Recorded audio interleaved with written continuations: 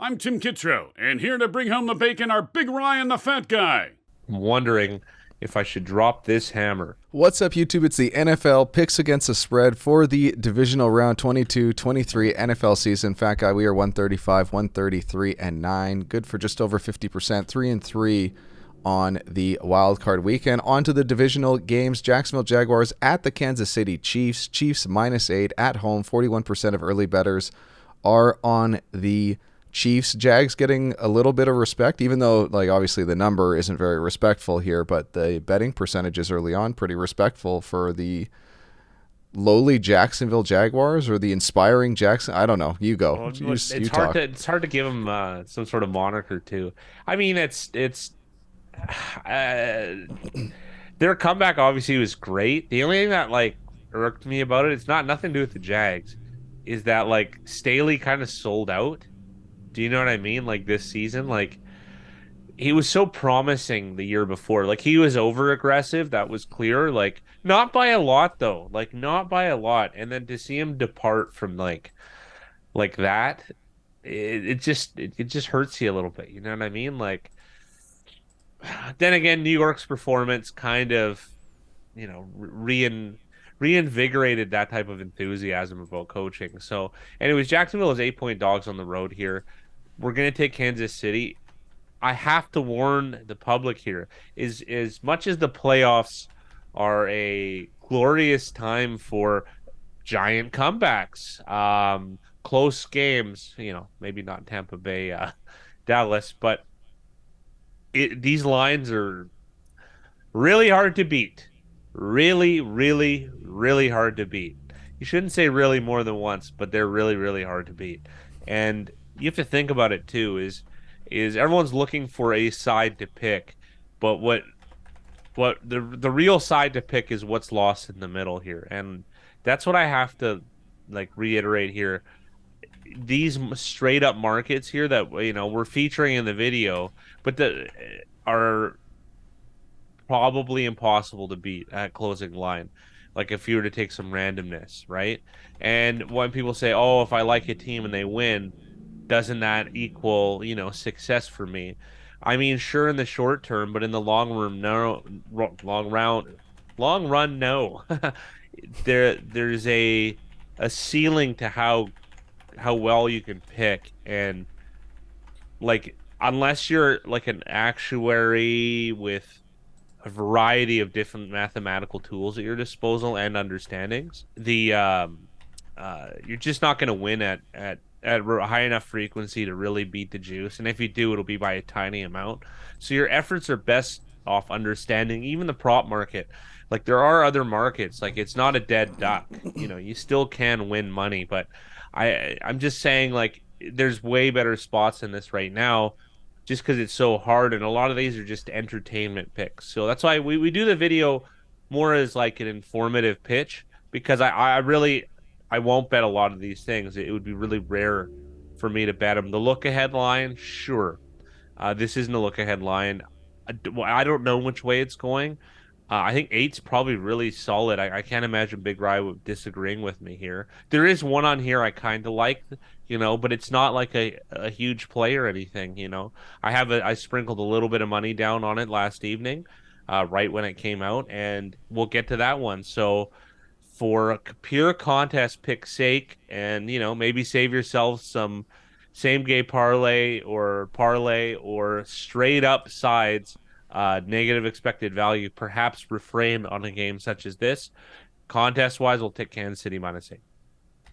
Fat Guy onto the Saturday night game, which is going to be between the New York Giants and the Philadelphia Eagles. Eagles -7.5 at home. 42% of early bettors on the Eagles. This opened at 7 at some places and has been bet up to 7.5. Does that kind of change where you might have went on this game? Honestly, I like. I kind of like the Giants here at 7.5, but it's in that rock too. Like you got to look at the juice as well, right? Like strong 7.5 like juice against the Giants would most certainly deter me. But if I got like -101 or something like that, -102, I know that's really specific, but like the margins, like I was explaining on the last game, are just razor thin. You're not just going to get these big rips, right? So, and that's too, it's a really good way of looking at this is calculating over round. There's a million terms for it. VIG, juice, commission you could even use.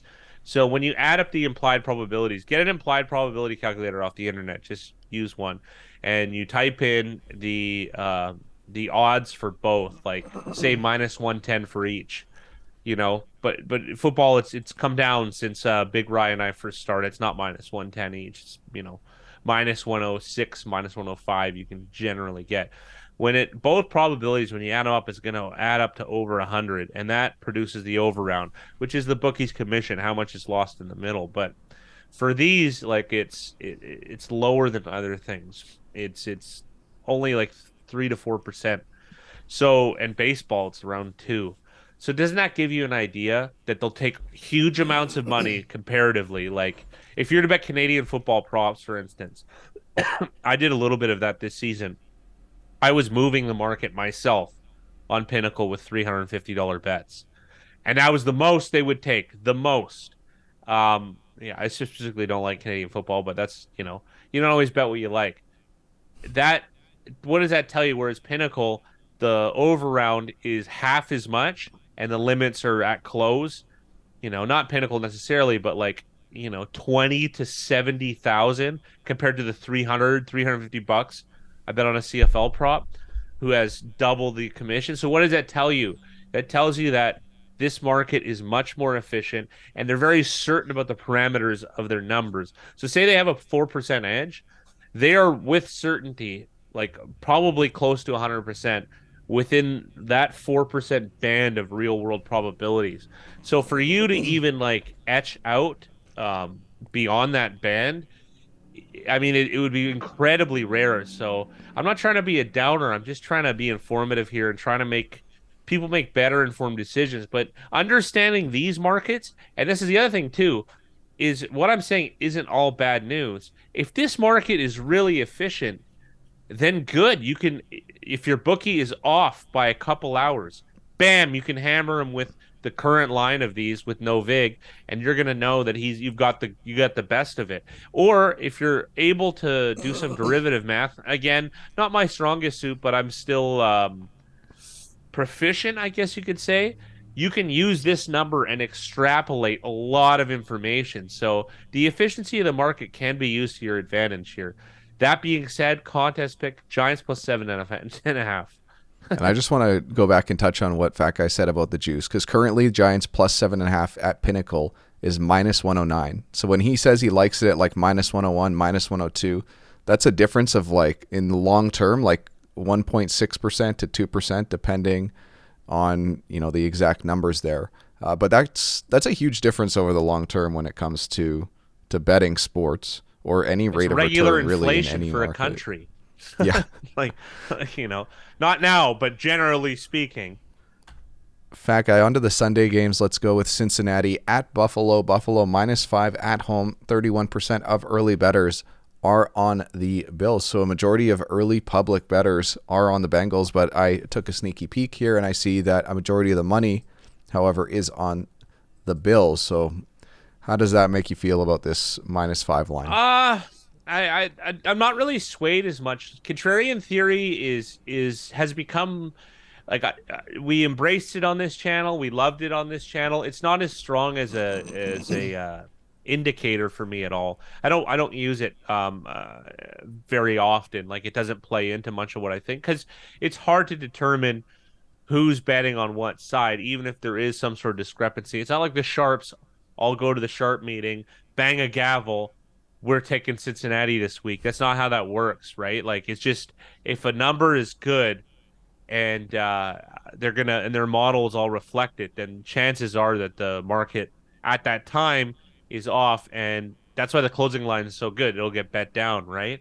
Yeah. However, though, it can in the early markets.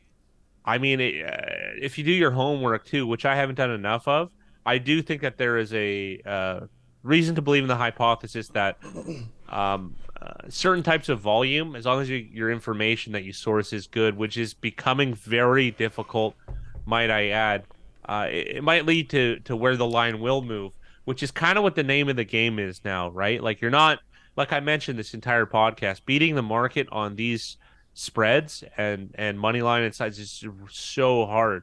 I do think though there is some spots like this one in particular. Buffalo, I feel, is very decoupled from like it's non-linear, the relationship between the spread and the money line, and you start to see it a little bit where they're more likely to cover the spread and less likely to win comparatively, right? Like they're still favored to win this game, but compared to a standard 5-pointer, I feel like the relationship is non-linear. Like it decouples a little bit. And point in case is when you kind of look at, I hate the pundit guys because they just try and manifest their ideas in a way that's palpable, and they try and anchor your opinions to something that they say, right? And then point in case I'm just doing it right now, is Michael Lombardi was talking about how scattered the Buffalo offense is. It's been like that all year. Buffalo Took. It's a Took, not a beanie. They just chuck it too much in high risk situations, and that's going to yield when you're graphing those results. Think about what's going to happen. It's going to end up in extreme positives and extreme negatives. Well, extreme positives mean they're going to cover, like an alt. Like I see where an alt spread is probably, if they don't adjust it for Buffalo, Buffalo's probably more likely to cover an alt spread, and they're probably more likely to lose at a higher frequency slightly than your standard 5-point favorite. So, but then we talked about juice a lot. Is it a podcast? During the show, we've talked a lot about juice. Is that at a frequency higher enough than that band of safety that the bookies vigorish, or I like using overround, it's a British term, the bookies overround allows, right? That's a question as well. So I feel like that's more likely in the big dog situations, like Miami could have won that game, like, and obviously I'm just taking a one sample perspective, but like the game they lost to Jacksonville, they lost to the Jets this year, there's a couple black eyes on here that are unexpected to say the least, and I feel like that they have a higher propensity to lose outright in these spots compared to what the odds are offering. The best price I can kind of see on the Bills here is minus 225. Oh, minus 222. I see a couple as I glance my head over to my third screen here. And at minus 218 at Circa, but you got to pretty much live in Vegas to pull that off. See, this is not an argument with the who's the king of the castle, Circa and Pinnacle. Circa's offering Bills at a lower money line rate than everywhere else, and I kind of agree with that assessment. I don't know if that's enough to beat the juice, but I think if you were able to get Cincinnati at like over plus 200, like a nice 215, you might eke out a 0.5 to 1% edge. But anyways, we're gonna take Buffalo in the spread again, and I hearkened on this too last week. Is that between 3.5 and 5.5 point favorites? I'm going to lean towards the favorite because I don't think the value of 6 has been truly realized.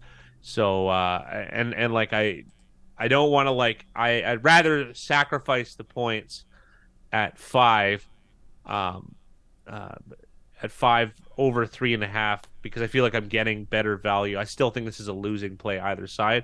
I still think it's better comparatively than taking the Bengals plus 5. So. Anyways, too long, don't read Buffalo minus 5. And then Fat Guy onto the late Sunday night game. Dallas Cowboys at the San Francisco 49ers. Niners minus 3.5 at the moment, but it's been fluctuating between 3.5, 4, 4.5, depending on the book. 63% of early bettors are on San Fran. Fat Guy, who you got? I like San Fran. I like this number. I think this number has an opportunity to close at 6.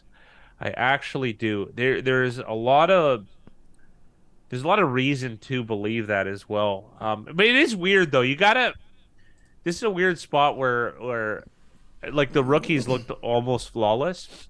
It's hard to give him any sort of criticism, like especially considering his draft position, all that stuff. And then is that a testament to coaching? It must be, because whoever they have back there is producing results. You can say what you want about flaws of Jimmy Garoppolo. Win-loss record is fantastic. There's a lot of quarterback metrics that like him. Brock Purdy has maybe even exceeded some of those expectations. I don't think he's chalked up a loss here, right? Pretty, pretty good, you know. And they picked up a playoff win as well. So I think this number could close at like a bad 6. So like San Fran -6, -120, or not 120, minus like 111 or something like that. So I think there's possible that there's value to be had, but this is like very speculative. That's why I tend to not make too many of these bets. I bet this at opening, and I'm not convinced it's a good bet though, to be honest. That's another thing about when you bet look ahead lines or like really early opens. It's not like, oh, I 100% of the time I got the best of it. No, you're speculating on speculation, and that kind of makes it like it makes it almost frustrating. But that's the game, right? But it is doable though. That's one thing I will say is if you bet like 2 week look aheads, and you do understand like teams that are, if both teams are say they're in equal at it, you're doing a 2 or 3 week look ahead line. Some soft books do offer this, so. And two teams are, let's say, equal chance of getting injury. It's very hard to handicap injuries. No one's doing it, I don't think, at a positive clip. I mean, maybe they are, and we just don't know about it. No publicly available information that I know of, at least. If two teams are equal at sustaining an injury, the team that has a worse backup situation, right? Or like here's an example: if it's a bad team. If some player goes down, it doesn't really matter very often because the starter is going to have very similar type of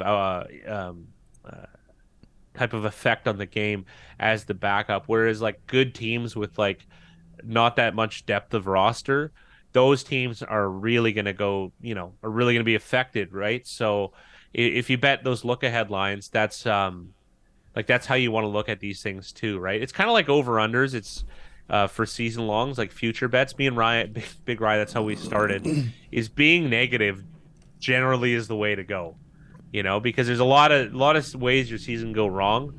A lot of injuries and stuff like that, and the line is reflected as if everyone's going to play every single game. Season. It's crazy when you see like receivers, like some of the top end receivers, and their OU for receptions are like. In the 90s to start the year. Or yards is 1375. Yeah. You know what I mean? Over a full season. Running back, you missed 3 games. That's done. Yeah. Like, you know what I mean? Well, even like last, I don't know if it was last season. I think there was only like 10 running backs who played all 17 games, which like think about every team has 2 or 3 running backs. And for only 10 of the starters or whatever it was to play, like that's incredible. But we've gone off a complete different tangent at this point. Yeah, what's what we do on this show is we're educating, or at least we're and not necessarily like we're educators. We're all in this together, trying to figure out these puzzles that are meant to be very unbeatable. complex. These are meant to be carnival games. Everyone, they're trying to just get our money. We have to be very, very, very sharp to avoid getting, jagged by the carny. All right, fat guy. So we've got San Fran -3.5 in this game. Let's go to the lightning round. Jacksonville at Kansas City. Chalk Kansas City. Giants at Philly. The New York Giants. I did like how they played, by the way. Bengals at the Bills. The Bills. And then the Sunday nighter, Dallas at San Fran. Good number Niners. Congratulations to Detroit's kneecaps for going 5-1 against the spread, 83%. And what was even more impressive, I'll go here, is that him and Milo, they both 5-1 against the spread, but Detroit's kneecaps with the OU on that last game of 46, and I believe the game finished at 45. So closest to the pin. Congratulations, Detroit. And we also have a handful of people there at 4-2. So congrats, guys, on a winning week against the spread if you're betting every game. This is the JS715 Name of the Week. Whoa, kaboom! Me and Big Rye celebrated his recovery at Castle Fun Park. Well, I've never actually been there. A friend of mine's uncle owns it, but it's a local theme-ish park kind of in Canada. If you guys were from America, I'm pretty sure you'd be very unimpressed if you happen to see it, but love the local nuance to this name. So JSM 15 name of the week. Me and Big Rye celebrated his recovery at Castle Fun Park. Castle Fun Park right up there with Dodd's Furniture as far as local celebrities go. Gordy Dodd. Thank you to our channel members. Thank you guys for supporting us. If you want to support the channel, $5 a month, and any questions you have, or if you just love us, support us, feel free to. Make your picks against the spread for the NFL Divisional Round at Big Rye and thefatguy.com. There's also a link in the descriptions. Fat Guy, that is it. That is the Divisional Round picks in the books. As always, as the season goes along, it just gets harder and harder. All these lines are pretty much spot on. Even the opening lines to now, they've barely moved, and it's been 48 hours for some of these, so it's just tough. It's really tough. Well, you need to, the only way to beat this, in my opinion, at this juncture is early injury news, which doesn't exist currently with the setup. There's no big player that may or may not play, and based on that news, there isn't an opportunity for that. Or do you need a weather event? You could beat maybe not beat. You could beat for a very small amount the market, possibly by line shopping in conjunction, over a large amount of books, and being very astute about weather. I know that sounds so stupid, but that's what we're looking at here. What does the weather's effect have on a game? And I'm not talking just looking up the weather network. What is it like on that field, and what are those conditions? What type of effect do they have on the game? Again, you'd have to go back to past data, and you'd have to look at, because think about it this way too. It's not like the market doesn't know that there's going to be bad weather. Even if you got ahead of the game, you have to think is, what do I know about the weather that can beat the market, right? So then you have to, it gets in a very, very tricky area, but it is possible. It is possible. So, I mean, there's a betting account on Twitter that says, puts out plays and stuff, and is positive from what I can see, but I can't vouch for that. I do think it is possible. And in baseball, it probably is too. But again, the window's close. No one makes money easy forever. That's why the closing line is so difficult to beat. And then to add on to that, even knowing the weather, there's still a further level of understanding of what does that weather actually do to impact the lines, which is a lot of research that you would have to do, and you'd have to find that historical data. It's just I can't stress enough how difficult it is to be able to layer these puzzles together. Yes. Well, Fat Guy, that is it for us. NFL Picks Against the Spread Divisional Round. Good luck, guys, in your picks and plays, and make your picks against the spread at Big Rye and thefatguy.com.